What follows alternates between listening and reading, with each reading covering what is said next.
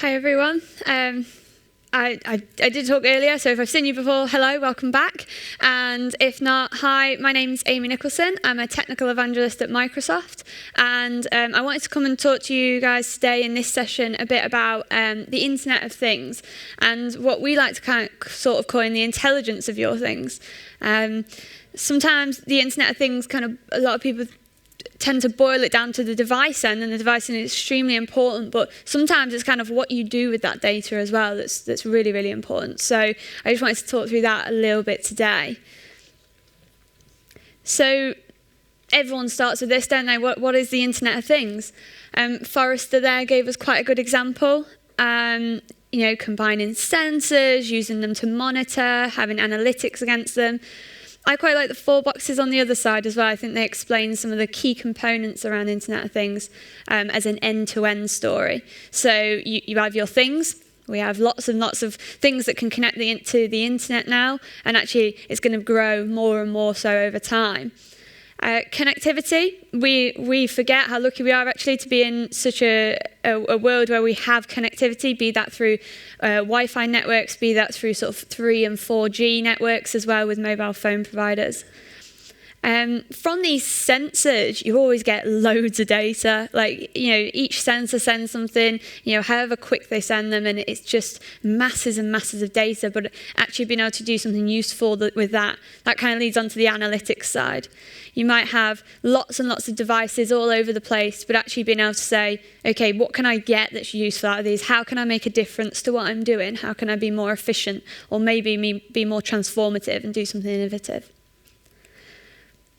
So an example of the Internet of Things, I talked a bit about this sort of example as well in the machine learning talk, because I think machine learning and Internet of Things have a huge crossover in some senses. So we have a lift. One lift has, say, a couple of sensors on it, and those sensors are broadcasting data. And there's loads of different people that need to get access to this data for it to become useful. So that might be the guy in the field who is, on a tablet device. He is needing to get access to things straight away. He needs to know exactly what's going on when he's in the field. Your control center, they need lots of dashboards. They need instant numbers, instant alerting. Say maybe, colors. Like if something goes wrong, change it straight to red so that someone instantly triggers it through their vision. So not having masses and masses of data that they have to sort of scroll through, but actually having something that's really, really visual and available. And then your business planner, who kind of looks a bit more at the future. So they actually might not want the data in real time from these sensors like the other two. But what they do want is they want the stored data that's been there over time to be able to then say, okay, this happened. How can we plan our business better in the future? How can we create new business models? So that's one lift. So what if you have loads and loads of lifts, and each of them has 2 devices on it, and each of them is sending so much data? It becomes a huge, huge problem. It becomes something that's really, really scales very quickly. And sometimes scale in the Internet of Things is something that's quite tricky to handle, going from that initial proof of concept to something much larger. So why now? Just like machine learning in some senses, the Internet of Things has come at a point. It's now, again, that word of inflection point. And, are we able to bring all the right pieces together and actually say, okay, yeah, we've got, we're able to now do this a lot easier. So first one there, components and devices. I changed this to less expensive, because actually, you still have to buy them, and if you're buying loads, and maybe even you're building the board yourself, you do have to take into consideration there are still some costs, but actually the costs have very, very much come down so that many people are able to get involved.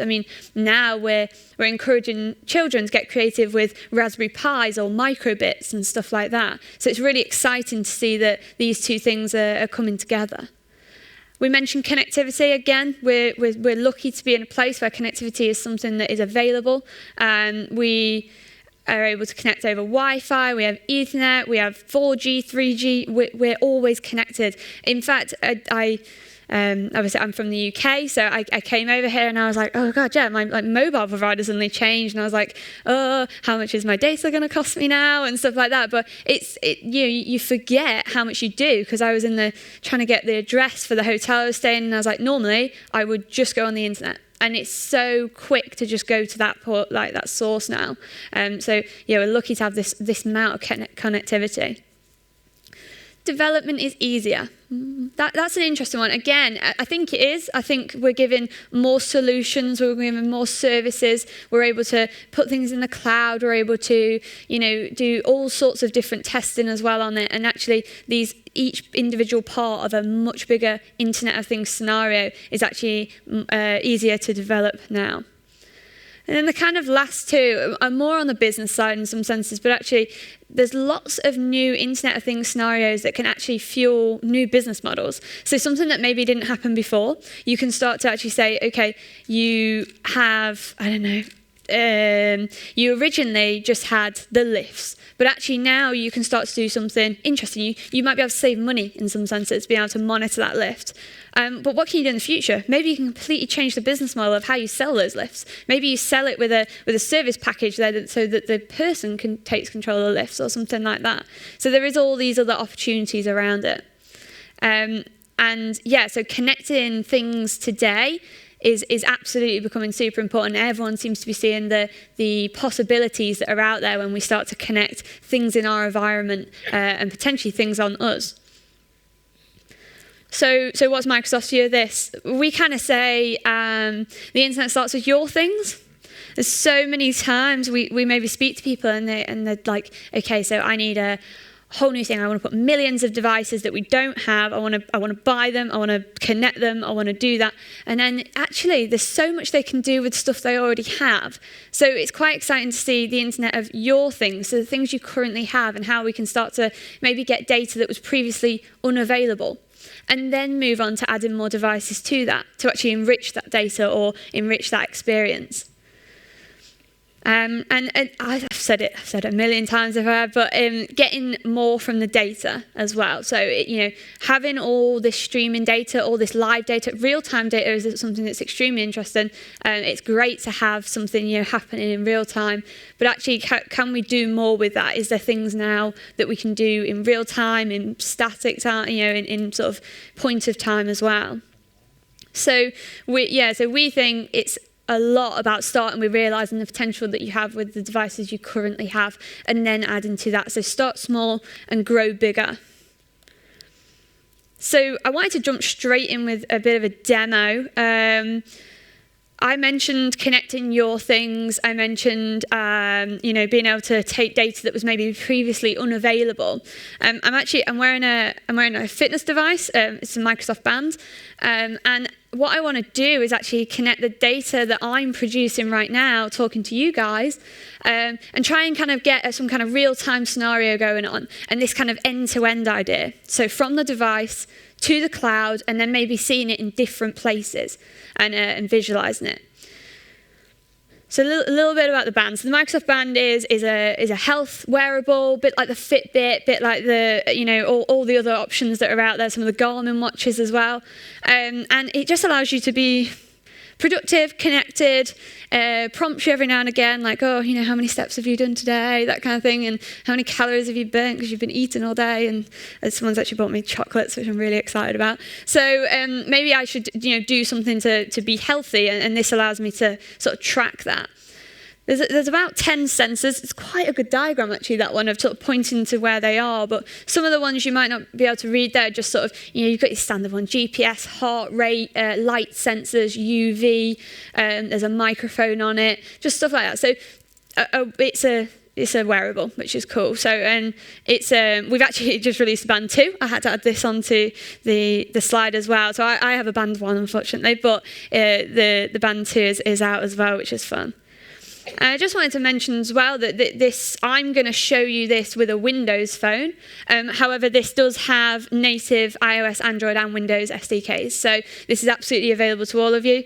The band connects to a health app. Again, can be downloaded on all platforms. So the key here is just saying that this is available for everyone. It's not just a Microsoft sort of demo thing going on.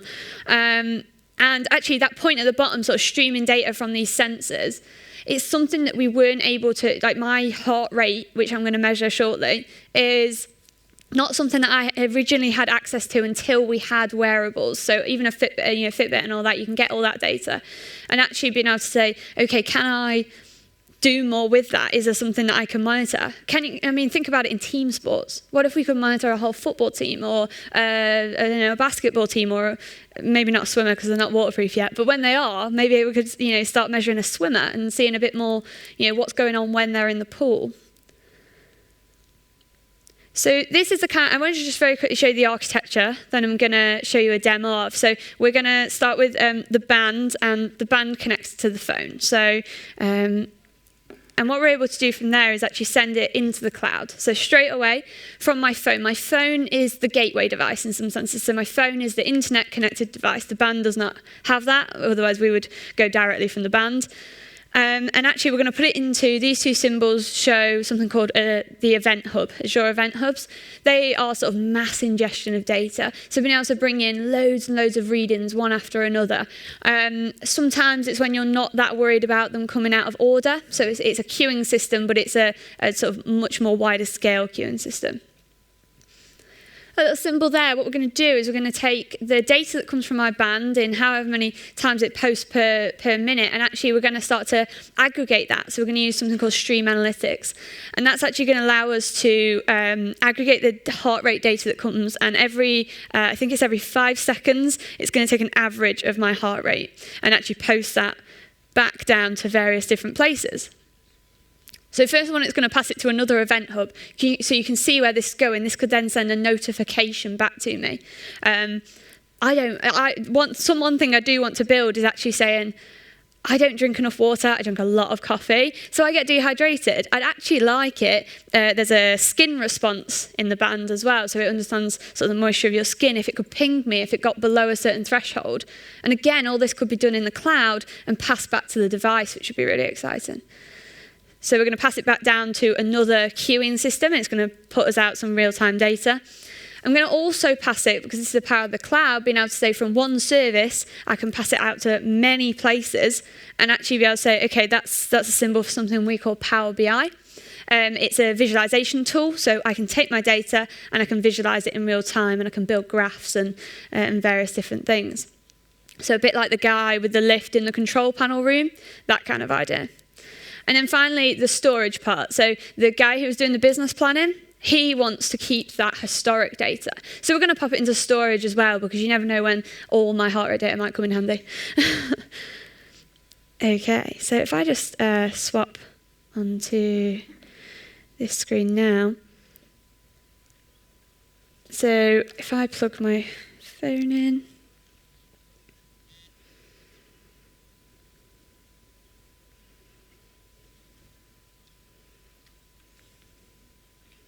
Okay, so we see Amy's phone again. And basically, I've got another app on here. It's called Connect the Dots. Oh, let me just restart that, sorry. And what Connect the Dots does is it's a sort of simple example solution of connecting my phone to the cloud. And actually, it's able to take some of the sensors, and as you can see, if I move my arm about, we can see all the sort of acceleration sensors are changing. My heart rate is quite high. But if I tick that box, basically what I'm able to do now is it's going to start to understand some of the data, and it's going to start sending my data to the cloud. And I have some sort of connection settings in here. I'm saying I was in Reading in the UK. I should have changed that to Belgium. Apologies. But actually, it's just saying these are my keys. These are my event hub names and stuff like that. So I'm telling the console where to send this data. And yeah, so we're still moving, and it's getting all this data. Now, what I can do is I have something in the cloud called Stream Analytics, and it's a service that you can actually connect multiple items to sort of aggregate data in real time, so in sort of sliding window effects, and actually output to different places as well. So we can see I started this just before the talk, so it's showing me that it's running. I've got some utilization. You have a dashboard that then shows you, when your input events are coming in and if you have any errors and stuff like that. If I go to the inputs, we can see I've got some data coming in a stream from that thing I called an event hub. So the event hub is taking all the data that's projecting from my band, so I'm still moving, it's still giving me all my data, and it's actually putting that into the cloud and passing it to here. It's saying, I want you to take this data and I want you to aggregate over it. The aggregation is quite nice, actually. Again, all sitting in the web browser. We're able to start aggregating over my data and just writing simple SQL-like queries. So it's actually called T-SQL, so it's sort of a subset of SQL. Some of the things you can do in the whole language aren't quite available yet, but actually you can do a fair amount. So I'm putting this into 3 places, like I said. I've got a query for where I put it into storage. I've got a query where it's going real time into my visualization dashboard. And actually, I also have a query at the bottom that starts to average the value and passes it back as like a notification. So we'll see that running shortly.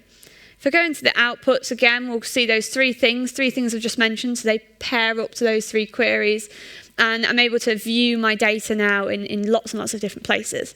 So if we have a quick look at the storage one, I've got something called the Azure Storage Explorer. It's a nice sort of UI for being able to see various different things. So if I very quickly, so we've got one here. This must be the right one, yeah, 13th to the 11th. If I view some of this data here, we can actually see. What we should be able to see there is we've got my display name. We're saying, okay, what's the measure that I've ticked? So I've ticked heart rate, so it's passing that in. And it's passing the value, so it looked like it went sort of down 75, 76, came back up to 83. Don't know why. And then it's also got a timestamp on it. So this is that historic data. This is data that I want to keep back, maybe for the business planner. So if I close that. So I know this is working now, so that's always promising. And then, actually, if I very quickly, go into, probably shouldn't be showing you all this, but oh well. I think it's in here.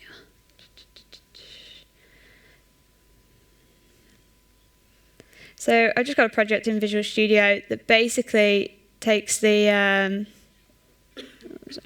output of what's coming back to that event hub and allows me to see in real time, if I run this, my heart rate being passed every 5 seconds. So let's just quickly open this. And the exciting thing here is just by saying this is truly real time. Again, another way to test where is the point of failure in an IoT scenario, because actually you have so many different parts of an IoT scenario that you can start to sort of be like, oh, if something's gone wrong, which part of it has actually stopped? So if I just start this. So if anyone was in the machine learning talk, you would have noticed actually that it was very, very similar code. Okay, so we have an average value there of 76, and every 5 seconds that should add something to it. There we go. So it's now showing in real time that it's passing my data back out. So we've had band to phone, phone to cloud, and then back down to my device to say this is happening all in real time. So we've got a little average going on there. Now, if I promised myself I potentially wouldn't do this, but if I started to say skip, then my heart rate would probably go up. I would have to take my shoes off because I have big heels on. But actually, you would know my heart rate's actually varying on its own. Sometimes that doesn't happen. And what we can see is the average over time. So currently, if I just show you this screen as well, it's on 80, but it's kind of dipping between 79, 80, 81. So we can see it is definitely taking that average between those times. And then finally, for that third output, I wanted to very quickly show you something called Power BI. And what this allows me to do is actually send data to a visualization dashboard. And I'm able to send it directly from that cloud service. I don't have to write another piece of code that's going to stitch these things together. It's able to do it for me automatically. So I think this is probably tracking it, is it? So what we can see if we go down there is actually this was my heart rate when I was testing it the other day. So this will then change in real time and show you that actually it starts to sort of ping and shows you on a graph. You can see where this might be useful again. I have visual things like my average heart rate in that session was 71.51 for the whole session, not just the 5 seconds that I'm sending back to the device. I'm also able to say this is how many different heart rates have been sent, 353. So it's that like initial, immediate visualization of Internet of Things data, I think is really, really key. So if I pop back to the slides, there we go. So that was a really simple example. So I had one device, I was putting in one piece of data to the cloud, I was pulling one piece of data back into many different places. Internet of Things scenarios in real life, not like that. They are so much more complex. And I don't want to be the bearer of bad news, but obviously you have long timelines. Even for a proof of concept, sometimes Internet of Things scenarios can be really, really, time consuming in some senses, and you really have to, invest in them and say, let's take this from end to end. I mentioned that was a small, very, very small Internet of Things demo. Well, actually, these things are then, how would I then, have us all wear fitness devices and take all of that data? How would that setup scale? It wouldn't scale very well, probably. Some of the services in the cloud would be able to scale, but actually my implementation in my code, that would not. So is there a better way that I can do that? And finally, sometimes it's quite difficult to customize. You take samples. I took a sample there. What if I want, like I said, I wanted to take the skin response. So I would quite like to know how dehydrated I am. So what if I could take all different types of data and actually I wanted to do something completely out there that isn't in, any documentation or something like that. These things are hard to customize, and there is no one size fits all kind of idea. So recently, Microsoft announced something called the Azure IoT Suite. We believe that actually connecting your devices is incredibly important. The security of connecting your devices. How many times do we see in the news actually things going a little bit wrong currently with internet-connected devices? And security is absolutely key, especially if it's, say, a wearable, so it's my personal data. That's absolutely paramount that this is totally secure. There's a whole suite, basically, of things, and you go from connecting the device on one end all the way through to using all the different analytics services and all the dashboarding and visualization services as well. And actually, these things all pulled together, that's what we like to, that's where we think we can offer someone something, in the sense of the end-to-end scenario. Lots of people ask me, do Microsoft have a board? We don't have one single board. We partner with many people. We partner with Raspberry Pi, we partner with Arduino, Minnow board, Dragon board, all these different boards, because actually we want to say, bring the devices again that you have, the intelligence of your things, and actually connect them and use some of our cloud processes and bring this sort of end-to-end system together slightly easier. So as I mentioned, it's this capture and analysing of untapped data. So being able to say, okay, how am I going to take all these different devices, again, one device, how do I scale that? This can scale really well using something called an IoT Hub. So similar to an event hub in some senses, but actually you have unique IDs for each device, and you can start to filter. You can make sure there's role-level security on there. You can actually stop that thing from projecting, from sending its data to the cloud. You have control, you have admin over your devices.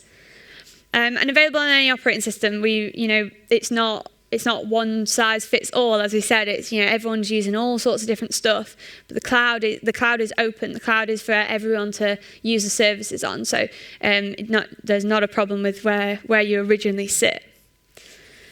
Once you're in the cloud, it's acting on that new data. So like I said, I'm going to show a slide shortly, actually, that talks a bit about sort of the progression of Internet of Things customers. And it's quite interesting to see that we're able to pull in this data, and you can do like initial analysis on it. So you might have some reports, but actually, can we push it further? Can we do more than we did before by using cloud compute and storage? Can we actually do more than we did before by using maybe predictions and stuff like that, and this visualization idea?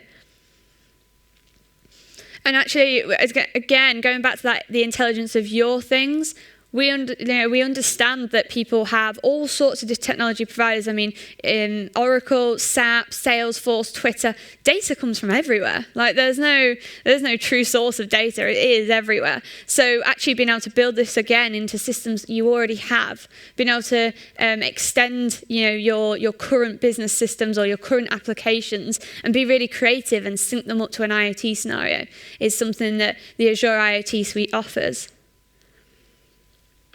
So again, I showed a simple solution. My architecture was a lot more simple than that, but this is actually a pre-configured solution that we offer. We're hoping to provide more.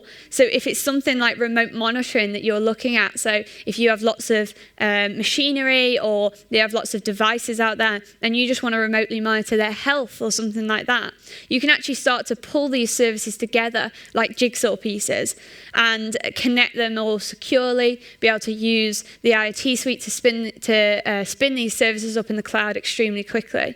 So again, this uses the idea of sort of an IoT hub, pulls in all the data. And again, you have stuff going to websites, you have stuff going to dashboards, you have things going to logic apps. So logic apps in the Azure world is being able to send sort of text messages and stuff like that. So our lift guys, well, the guy on the ground, the guy actually out there fixing the lift because he's being really proactive because they've done machine learning, is actually saying, okay, I need to be able to then, the back-end system needs to be able to send a text to that guy, say, yep, this is the address you need to go to, this is the exact device that's gone wrong, guy from the control room sending this, and actually for the guy to say, okay, yeah, all done, all sorted, is it back to normal? And be able to do this real-time fixing, proactive kind of, exciting Internet of Things scenarios, and that adds value. So rather than redesigning the whole system, add value to what you already have. So for the sort of data and decisions, I mentioned that we have so many different pieces of data, and we deal with them in different ways. And everyone will have probably something in this list here. A lot of what happens is kind of at the bottom. So static reports, what happened in the past. And then once you have that data, there's a bit of a manual process to kind of produce that report. And someone maybe has to do that like every month or every week. And then from that report, you have to make a decision. So maybe that will be people get in a room, they have a meeting, stuff like that. And then action happens. What if we could go, right, so then interactive dashboards, maybe that happens quicker. Maybe because we have those visuals, we can do something a bit faster about a problem we might have and do action quicker. Predictions, again, can we start to then predict, be proactive, and actually say, well, what's going to happen? And make that decision and make that action sooner. A really, really nice one's kind of bit at the top that takes you all the way to the end. So can you kind of recommend from your data what you should be doing as in action? So my favorite part of this slide is just that action box. It's one of the key things, I think, in Internet of Things scenarios. It's one of the key things when you talk about data analytics. It's kind of, okay, we can make cool reports, we can make cool dashboards, but what do we do when we get that data? Because that's where you can make the impact. That's where you can make something better, or you can make something more productive, or and just sort of enhancing an innovation. So the value stream works in exactly the same way. If you're able to take data, you've got loads of data. We saw that heart rate data on the storage thing. Yeah, it's useful to have in storage, but actually using it in that format would be no use at all. That's not use. But actually being able to sort of move across that value spectrum and say, can we start to automate these things? Can we start to have automatic decisions and actually use this kind of stuff? That's always very, very exciting. I mentioned sort of briefly as well around how we see Internet of Things customers working with stuff at the moment. So you have something that's really, really efficient, that people often start with connecting devices. So it's the first point of call. It's like Internet of Things. Let's connect some devices, let's collect some data, and actually we can probably be more efficient with that data then. We can maybe add in a different process that allows us to say, oh, well, now we've done that. We know that that device kind of does this. We can do something with it. We can have someone action something. This could be, as we said, that asset monitoring. That could be command and control. So again, sending that data back to the device. But can we sort of move along that journey? So the lift company, back to those guys, they started with this. They started with connecting devices that were on the lifts and actually starting to asset manage and monitor stuff. And they found incredible cost savings there. Like they did so well, and they were so happy, and everyone was like, oh yeah, but you have to like, you know, pay for all this stuff to do it. And they were like, it was nothing compared to what they'd saved. They said, you know, and that was fantastic. What a great customer story. But actually, they then kind of moved along to this innovation idea. So they've connected devices, they have things on all their lifts, they're saving lots of money, which has then allowed them to actually sort of jump into maybe a more innovation side of the project because there's budget. So sometimes, you know, having that initial smaller, quick fix proof of concept, if you are in businesses, allows you to maybe make that pitch for the more innovative thing, the thing that's going to make a little bit difference, the thing that's going to maybe do something with exciting new technology. So you have the enable insights, and you know, you can start to be really innovative. You might increase revenue through that.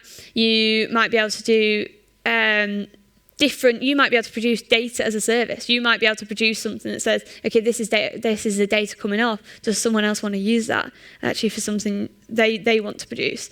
And what the lift company were able to do was actually, again, do this proactive maintenance so that their customers were happier. They didn't have to, because their lifts are in some of like the tallest buildings in the world. So when maybe some bankers have to, you know, time is money in some senses, and the lift breaks down and there's only one lift now for like 500 people in an office building. It gets a bit of a nightmare. Someone doesn't want to walk 20 floors. They were actually able to make a better customer experience by implementing the Internet of Things. And that was really nice story to hear from people. And then it's kind of moving on to, I mentioned at the start, that different business models, the business transformation. So how can we start to do stuff that is decision supported, so that automatic action, that be able to do something and sort of deliver straight away, so less so than just taking the data from the devices. So this kind of sort of, again, pushes on that point that we like to think the Internet of Things is end-to-end and less on one side and less on the other. You know, some people kind of, again, focus on the device end, some people focus on the visualization end, and there's lots and lots of stuff in between that goes on with that. So we like to think there's so many different parts that you can sort of move. So the new revenue model, again, we see it with lots of companies now that pick up and are very, very different to other companies. You know, they might not actually, they provide a service, but they might not actually provide the actual objects as things like, you know, being able to stay in other people's houses for holidays and stuff like that. You know, they're able to sort of do all these different types of business models, and maybe the Internet of Things can be another way to do that. So I didn't really want to take up too much of your time. I just kind of wanted to talk to you a little bit about how we think about it. Maybe consider having a look at the Azure IoT suite. I don't know how many of you guys have used Azure before, so I popped up, you can get a free trial of Azure, our cloud computing platform, and it's just at azure.microsoft.com. You get 30 days, you get a various amount of credits, and you can start to investigate all those different services. Then specifically on the IoT side, it's kind of more a bit around the Azure IoT suite. This is something that's quite new. It is sort of in preview-esque, if you want to call it that. And it's an exciting piece. We've had lots and lots of people. If you go to that website there, you'll see there's many, many people who we've worked with when it's been in private preview to actually build out these solutions and some sort of verbatim feedback on how they enjoyed the experience. It's an exciting one. It's a really, really cool service. It allows you to keep control of prices as well. Sometimes in the cloud, it can be quite hard when you have to like add up all those different services and how many calls you're making to them on average, and okay, what's my seat price here, and how much compute and storage am I using here. It gives a nice pricing model with it as well as all that extra security. And I think security is a nice play here, being able to interact with the device. And just with my machine learning one, exactly sort of similar is please build the end-to-end IoT solutions and let us know. We'd really like to hear how you guys use the technology, how you end up sort of putting this stuff together and making something really cool. Maybe you'll make a new business model. Maybe your application will go from 0 to hero. Like it's all about that kind of thing.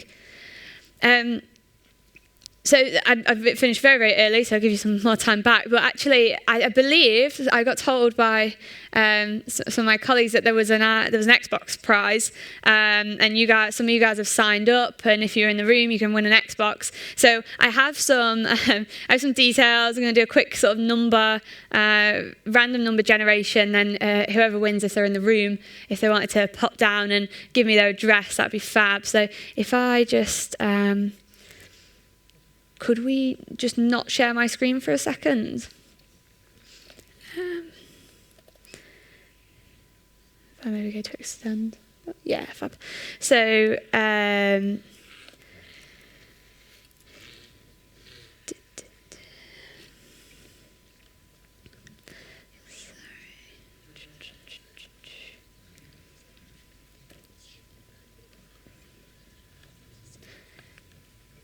So just very quickly while that's downloading, I'd love to know, is there any questions? Is there anything you guys, or even discussion? I always think Internet of Things is kind of a discussion thing as well. It's so very new that sometimes you need to, hatch out where those problems are. We had a really interesting one actually at a conference I was at recently that was all about sort of how it was harder for startups and small medium businesses to actually get involved and build stuff, because sometimes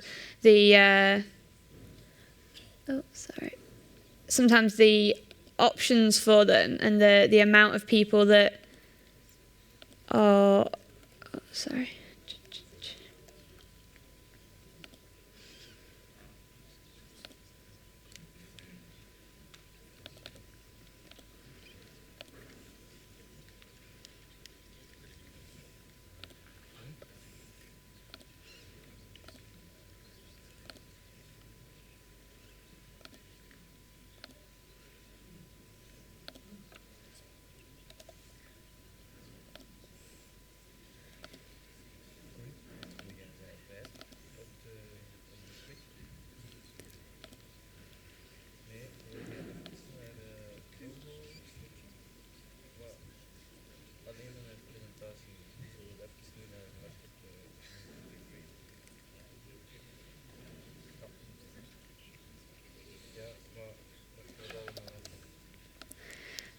Sorry, just making sure we have all the data so everyone's in it to win it.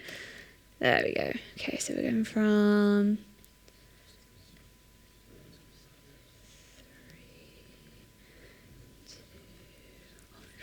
40. Okay, so I just got the random number generator. If we go.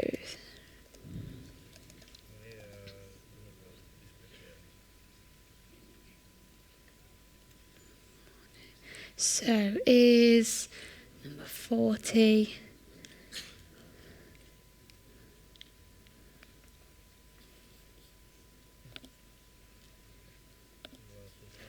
I'm so sorry if I don't pronounce it right. Is Gert van der Sepen in the room? Do we have Gert? No. No, just in case. Do shout out if you're here. You've won an Xbox. Hey, are you here? It's spelled Vanderseyen. No? Yes. Oh, I don't know if I'm allowed to do that. Yeah, let me.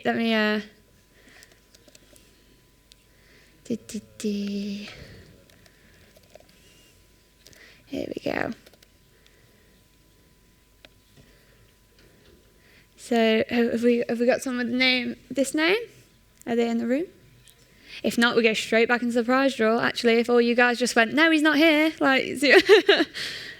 Just double check, not here. Okay, let's try another number. Number 81.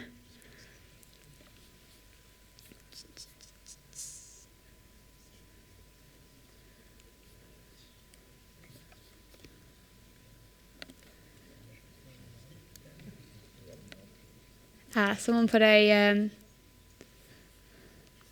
company name in from the US, but we'll try it. Oh gosh.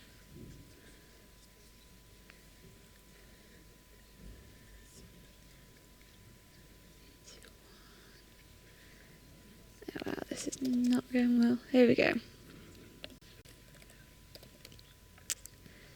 Have we got someone with this name in the room? Anyone? You can't really see it. Nightmare. Let's grab open a...